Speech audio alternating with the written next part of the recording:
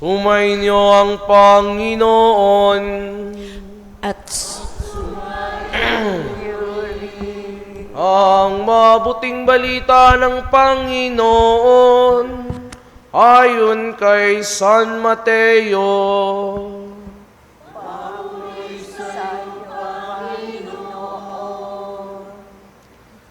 Ganito ang pagkapanganak kay Jesucristo. Si Maria na kanyang ina at si Jose ay nakatakda ng pakasal. Ngunit bago sila nakasal, si Maria ay natagpo ang nagdadalang tao. Ito'y sa pamamagitan ng Espiritu Santo. Isang taong matuwid itong si Jose na kanyang magiging asawa. Ngunit ayaw niyang mapahiya si Maria, kaya't ipinasya niyang hiwalayan ito ng lihim. Samantalang iniisip ni Jose ito, napakita sa kanya sa panaginip ang isang anghel ng Panginoon. Sabi nito sa kanya, Jose, anak ni David, huwag kang matakot na tuluyang pakasalan si Maria, sapagkat siya'y naglihis sa pamamagitan ng Espiritu Santo. Manganganak siya ng isang lalaki, at ito'y tatawagin mong at papangalanan mong Jesus, sapagkat siya ang magliligtas sa kanyang bayan sa kanilang mga kasalanan. Nangyari ang lahat ng ito upang matupad ang sinabi ng Panginoon sa pamamagitan ng propeta. Maglilihi ang isang dalaga at manganganak ng isang lalaki, at tatawagin itong Emmanuel. Ang kahulugay, kasama natin ang Diyos. Nang magising si Jose, sinunod niya ang utos ng anghel ng Panginoon. Pinakasalan niya si Maria. Ang mabuting balita ng Panginoon.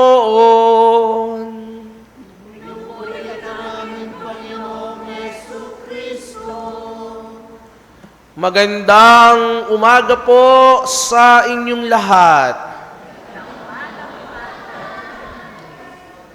Blank is choosing to place your life in God's hands, even when you do not yet understand His plan. Mga minamahal na mga kapatid, nakakasigurado po ako na ang bawat isang nandirito ngayon ay may ipinagdadasal ngayong mga misa aguinaldo. May mga ipinagdadasal ngayong mga simbang gabing ito. Tama o mali? Abay, hindi naman ho pwedeng gigising ka lang ng maaga, ginagawa mo ang lahat ng ito, nagtitiis ka na gumising, nagtitiis ka sa lamig, pero trip-trip mo lang ito. Abay, hindi naman pwedeng ganon. Ikaw ay nagpupunta dito sa simbahan, ikaw ay nagsisimba dahil meron kang ipinagdadasal. Ang tanong ay ito, ano ang nilalaman ng iyong panalangin? Ayan. Anong nilalaman ng iyong pananalangin? May mga panalangin siguro para sa kanilang pamilya, para sa kanilang mga mahal sa buhay. May panalangin para sa mabuting kalusugan. May panalangin para sa maayos na trabaho. May panalangin para sa magandang kinabukasan, para sa sarili. Naalala ko po tuloy yung kwento ni Bishop Juni tungkol sa isang pari na merong panalangin bago magsimula itong mga simbang gabing ito. Disclaimer lamang ho, hindi ho kaming dalawa ni Father Seldon itong pari ditong kinutukoy ni Bishop. Ano bagang panalangin nitong pari? Ang sabi ng pari ganito, Panginoon, mapapagod at mapupuyat na naman ako ngayong simbang gabi, pero walang problema yon. Ayos lang yon. Isa lang naman ho ang hiling ko sa iyo ngayon. Panginoon, talagang focus yung pari Panginoon, sana lumaki ang bigay sa buslo ng mga tao. Abay, maganda naman. Maganda naman ang panalangin ng pari. Sana'y lumaki ang bigay ng mga tao sa buslo. Malinaw, magandang panalangin. Kaso'y dinagdagan. Ang sabi nung pari daw ay, Panginoon, huwag kayong mag-alala, sisiguraduhin ko, hati tayo. Ayun laang. Patay tayo dyan. May nagtanong, Father, paano niyo po ba hinahati yung kolekta? Abay, tutoy, ako'y tapat. Ako'y tapat. Kaya ang ginagawa ko, lahat ng kolekta ay iniipon ko at inihahagis ko sa taas. Yung maiwan sa taas para sa Diyos. Ang lahat ng bumaksak ay para sa akin. Para tabla-tabla. Bay, para madaya si Father. Pero wag kayong mag-alala mga kapatid, kwento lang naman ho iyon. Mamaya, wag ho kayong magtatakot magbigay. Ha? Baka kayo matakot at never naman hong napunta sa amin yung koleksyon na yan Yan ay para saan? Para sa simbahan. Amen? Amen kayo ng amen mamaya, ha? Kaya siguro ang pagdadasal ko, sana Panginoon walang magbigay ng 5 piso, 10 piso at 20. Sana po 100, 500 at 1,000. Ang di magbigay, kunin mo na. Anong sagot? Amen. Patay tayo dyan, patay kayo dyan. Di bale, biro lang ho yun. Pero may laman. Mga kapatid, iba't iba ho ang ating mga panalangin. May panalangin nihingi. May panalangin ang tagal-tagal mo lang iniintay.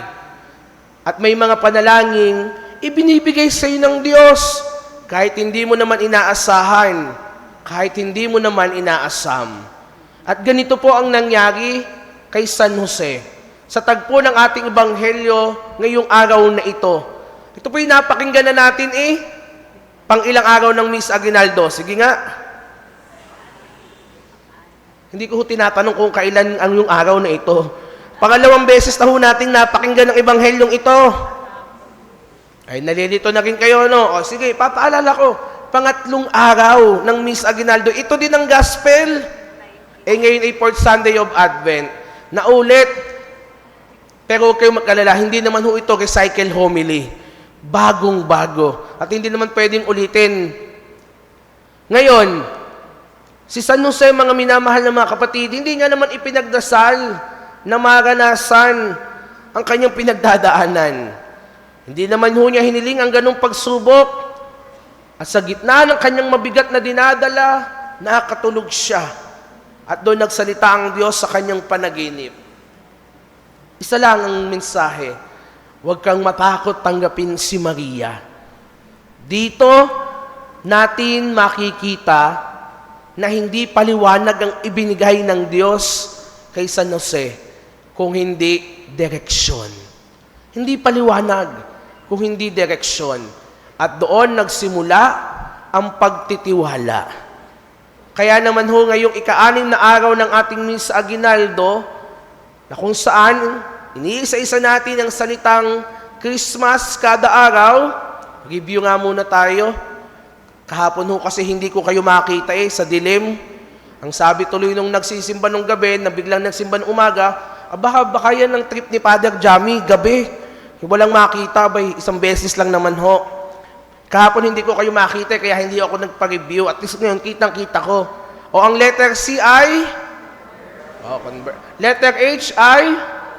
Letter R? I? S? Abay, nakakaalim na ho tayo. Kakaunti na lang. Letter T ay? Trust. Trust. At 2 bagay ho ang gusto kong bigyan ng diin sa salitang ito na siyang makikita natin sa mismong halimbawang ginawa ni San Jose. Una, mga kapatid, tatandaan ninyo ito, ha? Ang pagtitiwala ay pananatili kahit mas madaling umalis. Kahit mas madaling umalis. May mga pagkakataon po sa ating buhay na mas mabilis, mas madali ang umalis kaysa manatili. Mas madaling sumuko, mas madaling bumitaw, mas madaling umayaw. At ganito rin naman sa sitwasyon ni San Jose. Sa batas ng mga Hudyo, sa kanyang isip, sa kanyang damdamin, may karapatan siya na iwan si Maria. Abay, hindi pa kayo nakakasal. May nabuo na. Kumbaga sa salita natin, sa lengguwahe natin, naiputan ka sa ulo. May karapatan siya na umalis. At noong mga panahong iyon, kapag napatunayan na si Maria ay talagang nangyari iyon, abay pinapatay ho sa pamamagitan ng pagbato. Inilalabas sa komunidad. Pero hindi po yun ginawa ni San Jose. Hindi. Bakit? Sapagkat ang pagtitiwala niya sa Diyos ay nanatili. Kahit masakit, kahit hindi malinaw, kahit walang kasiguraduhan. Trust is staying even when your heart is hurting and you do not understand why. Hindi ba't minsan ganito din ho ang ating mga kalalagayan? Torn between mananatili sa pamilya kahit may sugat ng hindi pagkakaunawaan. Mananatili sa pananampalataya kahit may taong nakasakit sa iyo mismo sa simbahan at kahit may mga tanong na hindi mo makita ang kasagutan. Yung mananatili ka sa Diyos kahit may mabigat kang pinagdadaanan. Yan ang tunay na pagtitiwala na hinihingi sa atin ng Diyos. Ang tanong, kaya ba natin? Kaya nyo ba? Anong sagot? Anong sagot? Kakayanin sa tulong at awa din niya. Ang pangalawa, ang pagtitiwala ay pagtanggap ng responsibilidad kahit hindi naman natin inaasam. Totoo naman ho may mga sandali sa ating buhay na hindi naman tayo tinatanong ng Diyos kung handa na ba tayo. Tinatanong ba tayo ng Diyos, o handa ka ba? Ibibigay ko sa itong problema na ito. Handa ka ba? Ibibigay ko sa itong pagsubok na ito. Hindi naman ho may mga tungkulin na dumarating sa atin kahit hindi pa tayo buo. Kahit pagod tayo. Kahit may takot sa ating puso. Si San Jose, hindi niya man po hiniling na maging tagapangalaga ng anak ng Diyos. Hindi niya ho ipinagdasal ang bigat ng pagiging ama sa panahon na wala siyang kontrol. Pero tinanggap pa rin niya. Bakit? Bakit? Isa lang ho ang nakikita ko. Hindi dahil malinaw kay San Jose ang lahat, kundi dahil malinaw na malinaw sa kanya na ang Diyos ang kasama niya. Trust is saying yes to responsibility because you believe, we believe that God will never abandon you. That God will never abandon us. Marami sa atin mga kapatid, may pasan-pasan na ganito ngayon. Responsibilidad na hindi naman natin hinihiling. Nakakapagod minsan, nakakapraning. Minsan nga ho'y may lumalapit sa akin, Father, bakit naman ganito ang asawa ko Bakit ba ganito ang binigay ng Diyos sa akin na asawa? Gusto ko lang sanang sagutin ewan ko sa iyo. Sa iyo yan. Hindi naman akong pumili niyan. Bakit ba ganito ang may mga responsibilidad tayo sa pamilya, sa ating mahal sa buhay? Mga responsibilidad na hindi naman natin inaasahan. Kaya minsan, sa gitna ng mga ito, ang tanong natin, Lord, why me? Bakit ako? Sa dami-dami ng masasamang taong nandyan, bakit ako pa? Bakit hindi na lang yung iba? Pero anong sagot palagi ng Diyos sa atin? Simple. Dahil alam kong kaya mo. Hindi mag-isa, kung hindi kasama ako. Uulitin ko Sa mga tagpo na ang tanong natin, Lord, bakit ako? Anong sagot ng Diyos? Dahil alam kong kaya mo. Hindi nang mag-isa, kung hindi kasama ako. Mga kapatid, marami tayong haharapin pa sa buhay na ito habang tayo nananatili sa mundo. Sapagkat habang ikay humihinga, palaging nandyan ang problema. Hindi yun mawawalang katotohanan. Kailan nawawala ang problema? Tama, kapag ikaw ay patay na. Wala na talagang problema. Pero hanggat ikay nananatiling humihinga, may mga pagsubok, may mga pagdadaanan. Hindi man nababawasan ng bigat, mga kapatid, pero tatandaan ninyo, nag-iiba naman ang kahulugan kapag tayo'y marunong magtiwala sa poong may kapal. Nag-iiba ang kahulugan yan. Ang tanong, kaya ba natin? Kaya nyo ba? Ang sagot pa rin natin, kakayanin sa tulong at awa din niya. Amen! Sa umagang ito, pinagnilayan natin ang napakagandang kahulugan ng pagtitiwala sa Diyos. Simple, pero may dating. At ano ang dalawang iyon? Ang pagtitiwala ay pananatili, at ang pagtitiwala ay pagtanggap. Ngayon, magandang tanungin natin ang ating mga sarili. Saan ako inaanyayahan ng Diyos na manatili kahit masakit? Pangalawang tanong, ano ang responsibilidad na kinakatakutan kong yakapin sa mga panahong ito? At pangatlong tanong, handa ba ako magtiwala sa Kanya palagi? Handa ba ako magtiwala sa Kanya palagi? Pag-isipan ninyong mabuti. Mga kapatid, madalas, hindi naman ho natin kailangang maintindihan ng lahat. Ang kailangan natin ay magtiwala at magpaubaya sa Diyos. Dahil may sagot sa ating mga panalangin na dumarating, hindi sa paliwanag, kung hindi sa paraan na tayo'y magtitiwala sa Diyos. Tulad ni San Jose, magtiwala tayo sa Diyos. Sapagkat may malaking kwentong inihahanda ang Diyos sa iyo.